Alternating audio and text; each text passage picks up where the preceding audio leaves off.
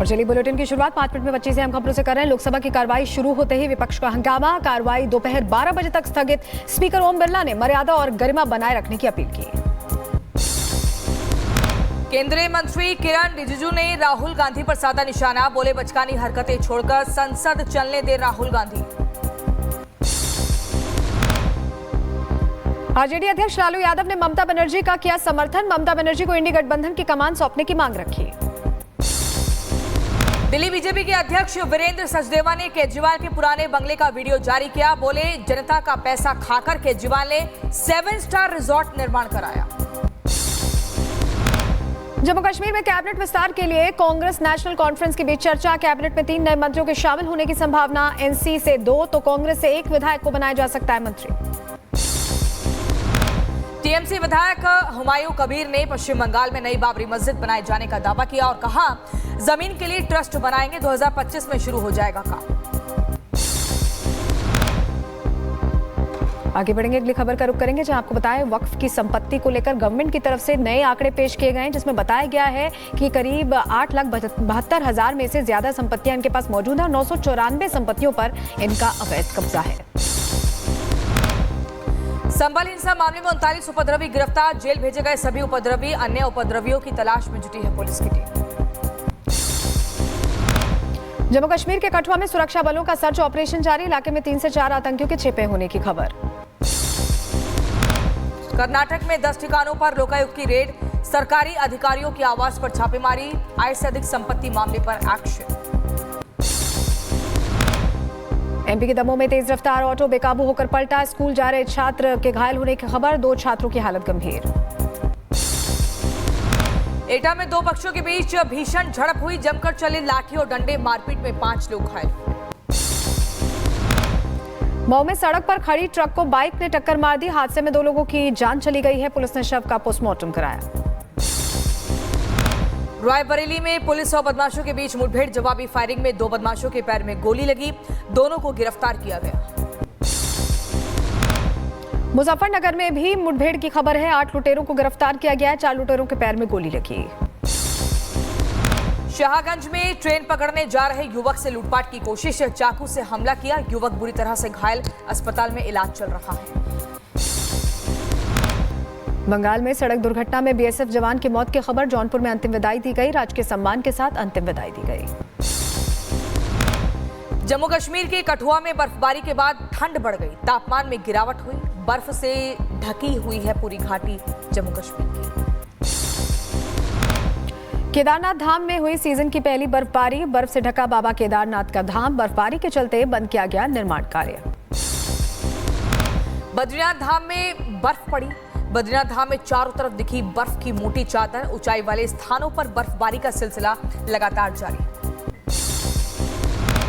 बांग्लादेश में हिंदुओं के खिलाफ हो रही हिंसा को लेकर वॉशिंगटन में प्रदर्शन। हिंदू संगठनों ने शांतिपूर्ण विरोध प्रदर्शन किया। इजरायल ने सीरिया की खलखला एयरबेस पर हमला किया। सीरियाई वायुसेना की कई मिग 29 जेट्स को मार गिराया। इजरायल ने दमिश्क के दक्षिणी हिस्से पर हमला किया है। ईरान के हथियार डिपो को निशाना बनाया। धमाके से दहला पूरा इलाका। सीरिया में लताकिया बंदरगाह के पास इजरायल का हमला। नौसेना के मिसाइल पोत को निशाना बनाया। सीरियाई नौसेना के ढांचे को तबाह किया गया। सीरिया में सैनाया सैन्य जेल के बाहर उमड़ी लोगों की भीड़। जेल में बंद अपने लोगों की तलाश कर रहे हैं। लंबे समय से जेल में बंद थे लोग।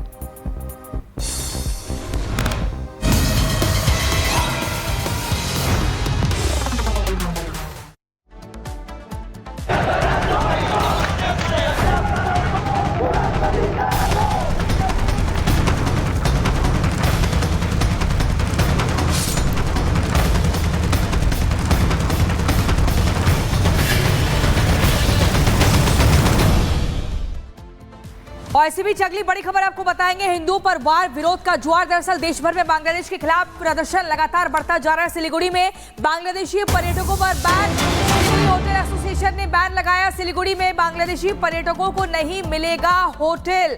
ये बड़ी खबर आपको बता रहे हैं। हिंदुओं पर अत्याचार का ये जो विरोध का एक तरीका है, नया तरीका अख्तियार किया गया है। सिलीगुड़ी में देश भर में बांग्लादेश के खिलाफ विरोध प्रदर्शन हो रहा है और इसी बीच सिलीगुड़ी के होटल्स में बांग्लादेश से आए पर्यटकों को होटल नहीं मिलेगा, पनाह नहीं मिलेगी। देश भर में बांग्लादेश के खिलाफ लगातार प्रदर्शन बढ़ता ही जा रहा है। सिलीगुड़ी में बांग्लादेशी पर्यटकों पर बैन लगा दिया गया। तो जिस तरह की घटनाएं हो रही हैं बांग्लादेश में, उसको लेकर गुस्सा है लोगों में और सिलीगुड़ी में ये फैसला लिया गया है। हमारे साथ हमारे सहयोगी अकील सीधे जुड़ रहे हैं दिल्ली से, उनसे और ज्यादा जानकारी इस खबर पर लेते हैं। अकील, हम देख रहे हैं कि पूरे विश्व में इस बात की चर्चा है कि बांग्लादेश में कैसे अल्पसंख्यकों के साथ व्यवहार किया जा रहा है। ऐसे में सिलीगुड़ी में ये बड़ा फैसला एक मैसेज भी देने के लिए जरूरी था बांग्लादेश को।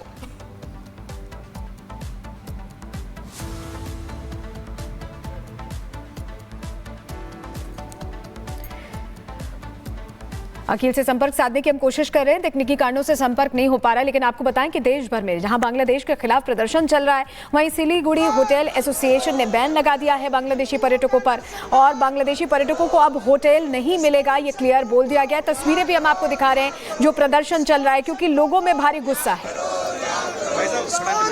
हिंदुओं का नरसंहार,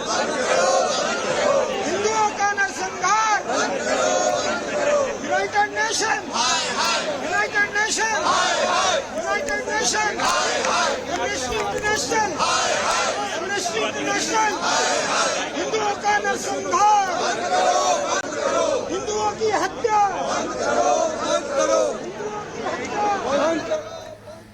तो लगातार आप देख रहे हैं कैसे कट्टरता के खिलाफ आक्रोश दिख रहा है। लोग सड़क पर आ गए हैं हिंदुओं के खिलाफ। ये जो लगातार माहौल बना हुआ है, बंद करो, इस तरह के नारेबाजी भी सुनाई दे रहे हैं। तख्तियां लेकर, पोस्टर बैनर लेकर लोग सड़क पर आ गए हैं। लेकिन आपको बता दें, जो सिलीगुड़ी से खबर आई है वो बहुत ही एक बड़ा कदम है। अखिल हमारे संवाददाता हमारे साथ जुड़ गए हैं। अखिल, ओवर टू यू। क्या कुछ लोग कह रहे हैं, कैसे आक्रोश व्यक्त कर रहे हैं?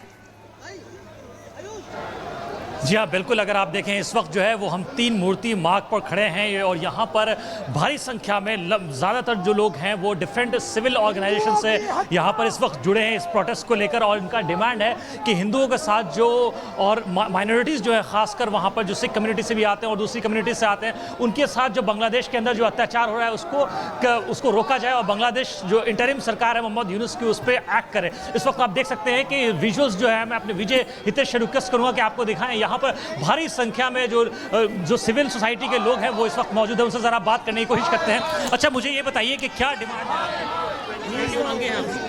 अरे भाई आगे पूछिए, हम लोग क्या क्या मांगे हैं आज जो प्रोटेस्ट के लिए उतरे हैं यहाँ पे? क्या क्या डिमांड्स हैं आपकी?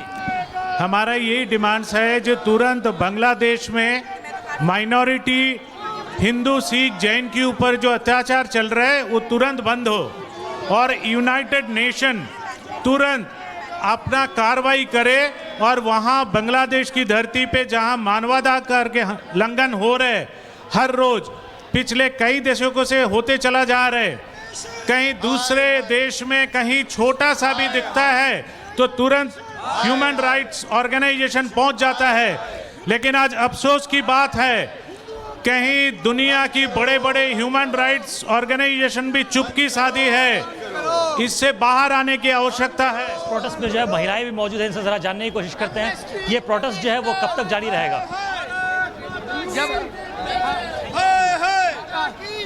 प्रोटेस्ट जो है वो कब तक जारी रहेगा? जब तक बांग्लादेश पर हिंदुओं पर अत्याचार बंद नहीं होगा तब तक ये चलता रहेगा।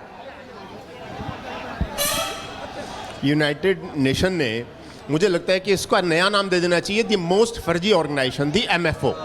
चूंकि जहां भी संकट वहां से यूनाइटेड नेशन गायब। वो क्या करता है हमें नहीं पता और हमें उसकी जरूरत भी नहीं है। द पॉइंट इज दिस कि हिंदू लाइफ मैटर्स। कब तक वहां पर, कब तक आखिर अत्याचार? किस लिए उनकी हत्याकांड, किस लिए उनका नरसंहार? जब कश्मीर में थे वहां से भी भगाओ, बांग्लादेश से भी भगाओ, हर जगह से भगाओ। आखिर क्या है ये? कहीं इंसानियत नाम की कोई चीज है या नहीं? कहीं यहाँ पर लॉ एंड ऑर्डर है या नहीं? मैं आशीष सक्सेना जो बांग्लादेश है, जो हमारे पैसे से बना है, हमने उसको बनने में टैक्स पे किया है, वहाँ पर माइनॉरिटीज़ पर, समस्त हिंदू और सिख भाइयों पर जो अत्याचार हो रहे हैं वो सहनीय नहीं है। वहाँ की महिलाओं का आर्थिक